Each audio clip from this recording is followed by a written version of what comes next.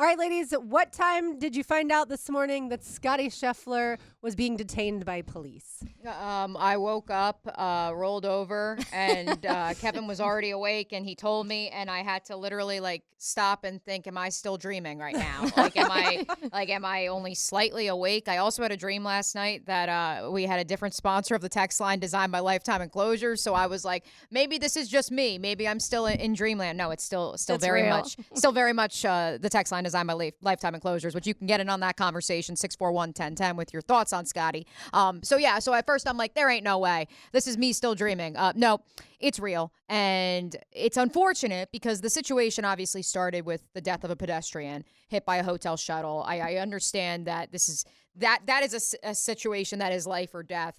But the fact that then it escalated and the focus is on a situation that the fact that it escalated to the point that it currently is, it just boggles my mind, and it's so 2024. But Lauren, you said it as soon as we texted the group chat when we all were corresponding about this morning. We finally have off-the-field drama for Scottie Scheffler. Yeah, off-the-course drama for sure because of the fact that, look, I understand these types of conversations can go in all different directions, Taylor. And some people find this hilarious because Scheffler has been such a good guy to this point. You know, I saw people saying he's literally the nicest guy. In the interactions, the brief interactions I've ever had with him at the Players Championship, he has been nothing but super friendly and nice. And to Mia's point, we haven't had any drama surrounding Scheffler other than Baby Watch. And so for it to be him that had this issue, but of course people are going to always overreact and say, well, he was clearly doing something wrong because you wouldn't end up getting in that situation without that. At the end of the day, what our job to do is to talk more about the sports angle from it. Is he going to play well today? That's, to me, the biggest question. And I think that from the video, when you're talking about the good guy that we know of Scheffler, he's looking, the one that Jeff Darlington posted, he's looking at him, he's like, help me, please. and I was like, this poor guy. He's like, what? Never What's been in this happening? situation before. Yeah. I'm like, I would be bawling. I'd be like, I don't know what to do right now. When is my phone call to call my mom? But I think that when we are talking about the golf world, because yes, it could go a million different ways. And when we're talking about the situation itself, okay, we can't say he was totally and he didn't do anything wrong, because maybe not keep driving when the cop is telling you to pull over. But there's a lot of things, and we'll talk to someone soon about kind of all the details that are going into this about what was allowed and what's not allowed and what other golfers were doing, etc. But with the golf game, I would expect him to come out and crush it today. I tweeted earlier and I was like, did Scheffler do this on purpose to create a little extra drama? I'm going to pay you to arrest me so then I could come back and win the tournament, and then everyone can stop saying I'm a good boy. He birdied the first hole. Yes. On what? He had 7 practice swings. I'm exaggerating, obviously, but a very limited practice time because he left the whatever facility that he was booked in. He left there around 8:40. He teed off at 10:08. He birdied 10. Bogeyed 11, just birdied 12. He is 1 under on the day. Now T9, 5 under for the tournament, 4 strokes back of Xander Schauffele. I mean, this is incredible if he holds this pace, regardless of if he wins or not. If he is in the top 5, as he has been throughout the duration of the last 2 years, by Sunday, I mean, this is going to be the storyline, regardless of who wins or not. Yeah, I think 2 parts to this. One, Jeff Darlington did a fantastic job. Round of applause. Round of applause, because, RJ. I mean, on the scene, obviously, and the fact that he was able to report on it and get the video.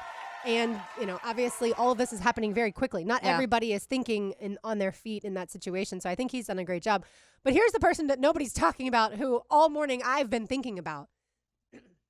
Scottie Scheffler's wife, Meredith. Yeah. Is home with a week-old baby, and what's unfolding in front of her is what was unfolding in front of all of us. Here she is, probably incredibly concerned over the fact that her husband is in handcuffs. And again, she's a new mom, which means she's getting absolutely no sleep right now. She's am I dreaming? Right. I want to go back to sleep in general, but now especially this. And I think she's always been, able to be with him at tournaments, and obviously not right now. And so to me, this is just talk about such a terrible situation for a new mom to be undergoing this. It's fantastic, though, the number of casual fans who, when golf fans have said Scottie Scheffler should be in the same conversation as Tiger Woods for what he is doing on the course, the consistency that he has played with, the victories that he has been able to pull off and achieve in the last 2 years. Scheffler's like, I'll give you Tiger. Now at 4 out long of 5 last, starts. at long last, those I don't think you've ever seen this many casual fans who couldn't wait to turn on the golf as soon as they woke up and saw the news this morning. Well, and of course, to Taylor's joke, like people are like, "Oh, Tiger off the course drama for sure," and now Scheffler, but certainly different, very different as far as those two are concerned. But yeah, I think I saw somebody tweet, and I forget who. We've all seen a million tweets this morning, but this is going to be the most watched second round of the PGA Championship ever. So here's the official charges, which again, Also insane. I say this having family that are in law enforcement, and I want to be respectful towards law enforcement. But from the video that ESPN had, which again, credit to Jeff Darlington and his photographer, because they just so happened to be the only ones who were right there and witnessed this whole thing.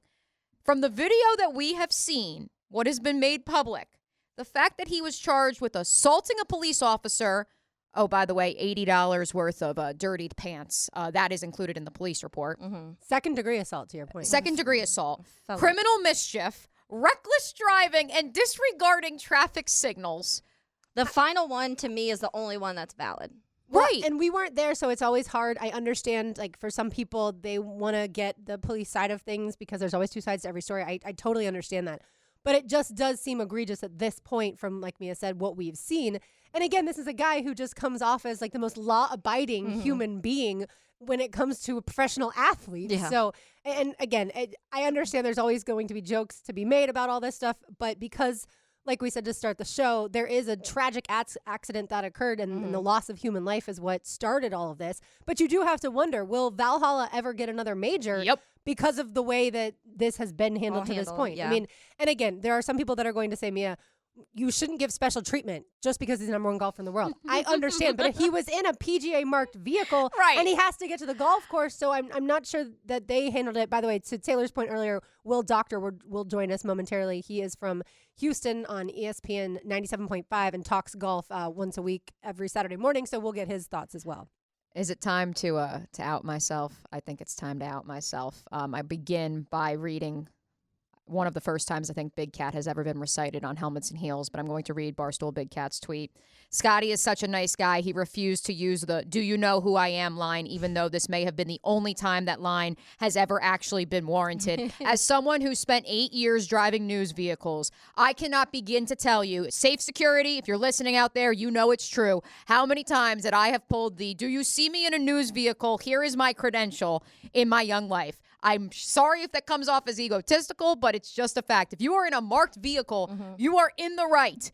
I will say it louder for the people in the back. You are in the right to use your credential, use the marked vehicle that you are in to do what you want. And I understand it has to be within reason. Yeah. But Scott, there was no other cars around. So I don't understand where he was putting anyone at risk. Like, I understand he disregarded the traffic ways. I also last year yelled at a security guard that I live on Roscoe. I need to go this way. I don't live on Roscoe, by the way, because I wanted to go left out of TPC Sawgrass once upon a time. Like, sometimes the traffic doesn't make sense for where you're trying to go to. And now I'm making this personal, but it just very much upset me. It very much upset me to see Scottie Scheffler just trying to get to work, and he wasn't allowed to do so. So here's what Scheffler himself put on Instagram this morning.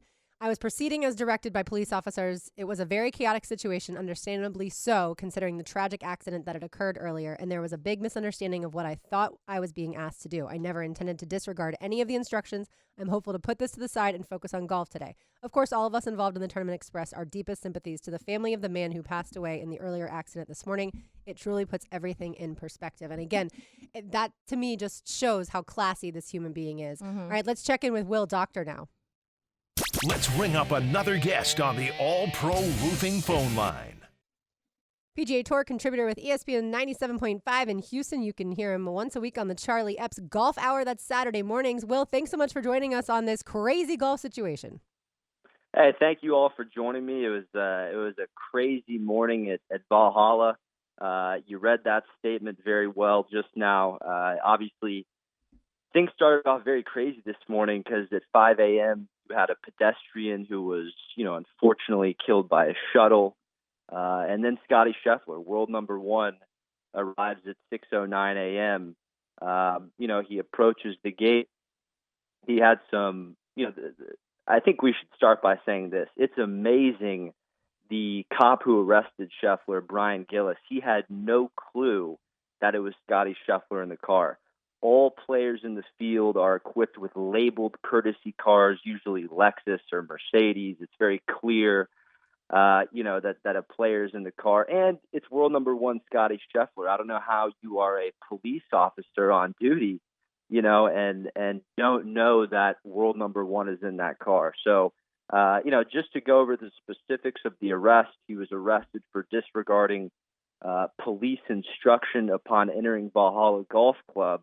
And the way that, Jeff Darlington on property described it, a couple of my sources, Scheffler really didn't hear the instructions clearly that were given to him at the gate.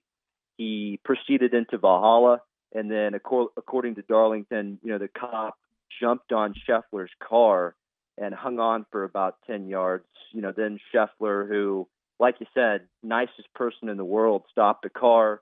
The police pulled him out, threw him against the car, and he was arrested on second-degree charges of assaulting a cop. So he was released. He's on the golf course right now. He's 100 through 6, and I think I should make it clear he was released on no bail. So I'm assuming at this point in time, obviously this cop, Officer Gillis, you won't believe this. In the statement, Gillis said Scheffler did $80 worth of damage to police uniform. So I don't know if Officer Gillis was on, some kind of power trip, but I think this was definitely unwarranted, and I'm glad they got him back on the golf course. By the way, Will, I have the official police report pulled up in front of me. Not only does he claim that $80 worth of damages, personal harm, he suffered pain, swelling, and abrasions to his left wrist and knee, and he was transported to the hospital for further medical treatment by emergency medical personnel. And look, if he actually is scratched, I'm not wishing that harm upon anybody, but Will, I don't want to disrespect law enforcement, but this has to be a power trip. Again, there weren't a lot of people that were actually in the vicinity to be eyewitnesses outside of Jeff Darlington, but this is all going to go away, I would think, outside of being a crazy storyline. And where were you when you heard this story? I think the city of Louisville is extremely lucky that they got him out so quick. And I don't think it's unfair to assume some kind of power trip. You're talking about world number one Scottie Scheffler. I mean, if you're on duty as a police officer, you got to have some kind of feel that, what world number one's face looks like. And, who won the Masters? Oh, it's Scottie Scheffler.